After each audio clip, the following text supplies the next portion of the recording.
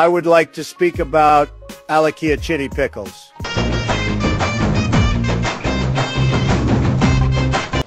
Alakia Chitty Pickles లో గోంగూర combination ఎప్పుడైనా try చేశారా? అరే మెరిసేటి రంగు నీది. అలేకియా చిట్టి పికిల్స్ అదేనండి బూతు పచ్చళ్ళ భాగవతం. వీళ్ళ పేర్లు వినగానే పికిల్స్ కంటే ముందు వీళ్ళు ఇన్స్టాగ్రామ్ రీల్స్లో చేసే డాన్సులే గుర్తొస్తాయి. అండ్ ఆ డాన్సులకి తగ్గట్టుగానే అందంగా కూడా ఉంటారు ఈ ముద్దుగొమ్మలు. ఒక విధంగా అందుకే అలేకియా చిట్టి పికిల్స్ ఫేమస్ అయిందనటంలో సందేహమే లేదు. సోషల్ మీడియాలో రీల్స్ చేస్తూ నాన్ వెజ్ పచ్చళ్ళతో ఫేమస్ అయిన ముగ్గురు సోదరీమణులు చిట్టి, అలేకియా, రమ్య ఈ వ్యాపారాన్ని పీక్ స్టేజ్కి తీసుకెళ్లారు. నెలకి 1 కోటి నుండి 1.5 కోటి వరకు టర్న్ ఓవర్ చేస్తున్నారు. అయితే ఆశకి హద్దు లేదన్నట్టుగా ఇంకా ఎక్కువ లాభాల కోసం విపరీతంగా రేట్లు పెంచేయడంతో కొనుక్కునే వాళ్ళు ఏంటమ్మా ఇంత రేట్లోనే అడగ్గా వారిని చులకనగా చూసి బండ బూతులు తిట్టడం వీళ్ళకి అలవాటుగా మారింది. ఇప్పుడు ఒక్కొక్కటిగా ఆ వాట్సాప్ చాట్లు, వాయిస్ క్లిప్లు బయటకు వస్తున్నాయి. వీళ్ళు ఇన్స్టాగ్రామ్, ఫేస్బుక్, యూట్యూబ్లో చేసే ప్రమోషన్స్ వేరే లెవెల్లో ఉంటాయి. వాళ్ళ వీడియోస్కి వాళ్ళే పిఆర్ చేసుకుంటూ కామెంట్లు కూడా పెట్టేస్తారు. అందులో ఒక ఆనిముత్యమే ఒకడు పెట్టిన ఈ కమెంట్: మీ అలేకియా చిట్టి పికిల్స్లో కొన్న రొయ్యల పచ్చడి తిని మా వైఫ్కి ప్రెగ్నెన్సీ వచ్చిందని పెట్టడంతో మేమర్స్ ఆ మధ్య తెగ ట్రోల్ చేశారు. లక్షలాది ఫాలోవర్స్ ఉన్న వీళ్ళు ఇలాంటి పిఆర్ ప్రమోషన్స్ చేయడంలో స్పెషలిస్టులు అని చెప్పొచ్చు. అయితే ఇప్పుడు బూతు వాయిస్లు బయటపడటంతో వీళ్ళ వ్యాపారం ఒక పెద్ద వివాదంలో చిక్కుంది.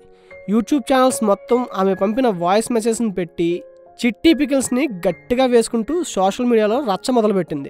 ఆ దెబ్బకి రమ్య అలా ఎందుకు అనాల్సి వచ్చిందో నాకు కూడా తెలియదంటూ వాళ్ళ అక్క అలేకియా నేను తనని డైరెక్ట్గా కలిసి మాట్లాడాలి, ఇప్పుడు తను డిప్రెషన్లో ఉందంటూ ఒక వీడియో రిలీజ్ చేసింది.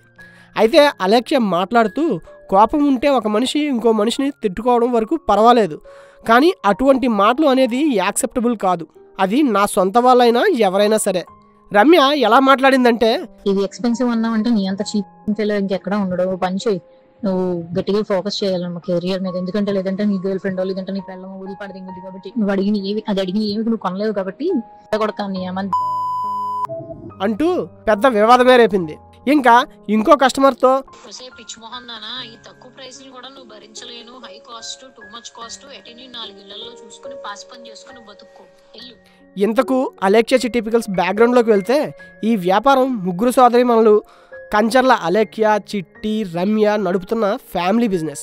వీళ్ళు ఆంధ్రప్రదేశ్కి చెందిన సాంప్రదాయ రుచులను పచ్చళ్ళ రూపంలో అందరికీ అందిస్తున్నారు. వీళ్ళ స్పెషాలిటీ ఏంటంటే నాన్ వెజ్ పచ్చళ్ళు, రొయ్యలు, చేపలు, చికెన్, మటన్ వంటివి వీళ్ళు తమ ఇంట్లో తయారు చేసిన ఈ పచ్చళ్ళను సోషల్ మీడియా ద్వారా మార్కెట్ చేస్తూ ఒక పెద్ద బ్రాండ్గా ఎదిగారు.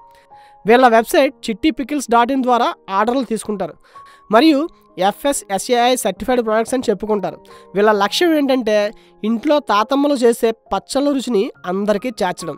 ఈ ఆలోచనతో మొదలైన వీళ్ళ ప్రయాణం సోషల్ మీడియా ఇన్ఫ్లుయెన్సర్లుగా ఉన్న వీళ్ళ ఫాలోవర్స్ సపోర్ట్తో బాగా వృద్ధి చెందింది. కానీ ఈ విజయం వెనక ఇప్పుడు ఒక పెద్ద వివాదం వచ్చి చేరింది. ఇప్పుడు మనం అసలు వివాదం గురించి మాట్లాడుకుందాం.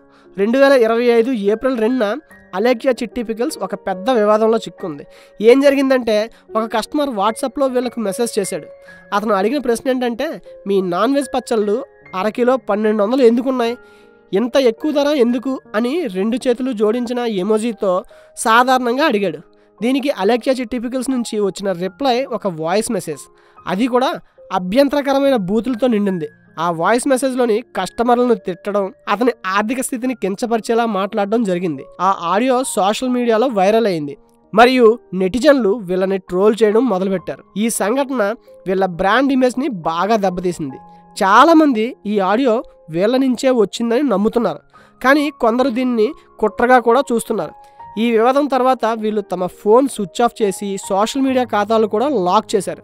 ఈ ఒక్క ఆడియో వల్ల వీళ్ళ వ్యాపారం తాత్కాలికంగా మూతపడే పరిస్థితికి వచ్చింది. ఈ ఆడియో లీక్ తర్వాత సోషల్ మీడియాలో అలేకియా చిట్టి పికిల్స్ భారీ బ్యాక్లాష్ మొదలైంది. నెటిజన్లు వీళ్ళను ట్రోల్ చేస్తూ మీమ్స్, వీడియోలు చేశారు. ఉదాహరణకు ఒకరు రాశారు, మీ చిట్టి రొయ్యలు పచ్చడి తిని నా భార్యకు గర్భం వచ్చింది అని సెటైర్గా కమెంట్ చేస్తే వీళ్ళ నుంచి రియల్లీ కంగ్రాట్స్ అని రిప్లై వచ్చింది. ఇది కూడా వైరల్ అయింది.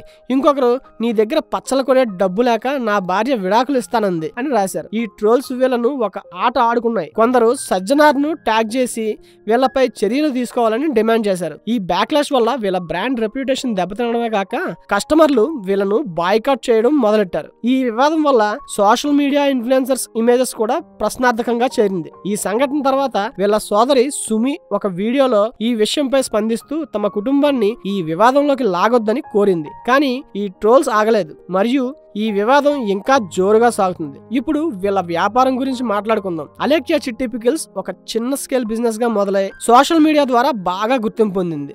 వీళ్ళు నాన్ వెజ్ పచ్చలను అరకిలో 1200 నుంచి 1500 వరకు విక్రయిస్తారు మరియు వెజ్ పచ్చళ్ళు కూడా 500 నుంచి 800 వరకు ఉంటాయి. వీళ్లకు లక్షలాది ఫాలోవర్స్ ఉన్నందున రోజుకు కనీసం 100 నుండి 200 ఆర్డర్లు వస్తాయని అంచనా. ఒక ఆర్డర్ సగటున 1000 అనుకుంటే రోజుకి 1,00,000 నుంచి 2 లక్షల వరకు ఆదాయం వచ్చే అవకాశం ఉంది. నెలకి ఇది 30 నుండి 60 లక్షల వరకు ఉంటుందని అంచనా వేయొచ్చు. ఇందులో ఖర్చులు, ముడిసరుకులు, ప్యాకేజింగ్, షిప్పింగ్ తీసేస్తే వీళ్లకు నెలకి 10 నుండి 20 లక్షల లాభం ఉండొచ్చు. సంవత్సరానికి 1 కోటి నుండి 2 కోట్ల వరకు టర్నోవర్ గా ఉండొచ్చు. ఈ లెక్కలు అధికారికంగా ధృవీకరించబడలేదు, కానీ వీళ్ళ సోషల్ మీడియా రీచ్ మరియు ఆర్డర్ల ఆధారంగా ఇది ఒక అంచనా మాత్రమే. కానీ ఈ వివాదం తర్వాత వీళ్ళ ఆదాయం బాగా తగ్గే అవకాశం ఉంది. అలెక్యా చిట్టి పికిల్స్ వాళ్ళు కేవలం పచ్చళ్ళ వ్యాపారం మాత్రమే కాదు, సోషల్ మీడియా ఇన్ఫ్లుయెన్సర్లుగా కూడా యాక్టివ్గా ఉంటారు.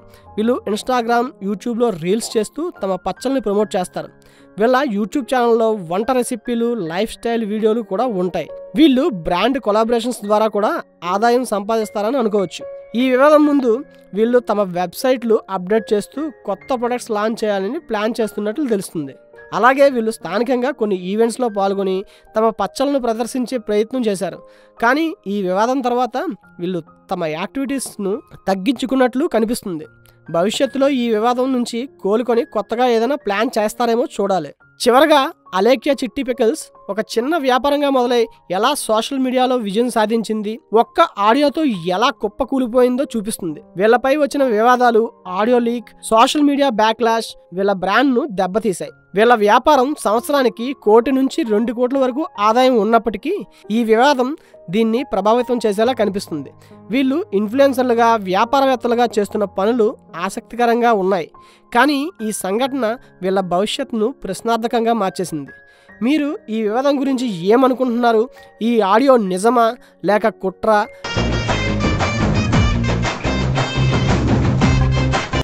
అలెక్యా చిట్టి పికిల్స్ లో గోంగూర కాంబినేషన్ ఎప్పుడైనా ట్రై చేశారా? అలెక్యా చిట్టి పికిల్స్ అదేనండి, బూతు పచ్చళ్ళ భాగవతం. వీళ్ళ పేర్లు వినగానే పికిల్స్ కంటే ముందు వీళ్ళు ఇన్స్టాగ్రామ్ రీల్స్లో చేసే డాన్స్లే గుర్తొస్తాయి. అండ్ ఆ డాన్స్లకి తగ్గట్టుగానే అందంగా కూడా ఉంటారు ఈ ముద్దుగొమ్మలు. ఒక విధంగా అందుకే అలెక్యా చిట్టి పికిల్స్ ఫేమస్ అయిందనటంలో సందేహమే లేదు. సోషల్ మీడియాలో రీల్స్ చేస్తూ నాన్ వెజ్ పచ్చళ్ళతో ఫేమస్ అయిన 3 సోదరీమణులు చిట్టి, అలెక్యా, రమ్య ఈ వ్యాపారాన్ని పీక్ స్టేజ్కి తీసుకెళ్లారు.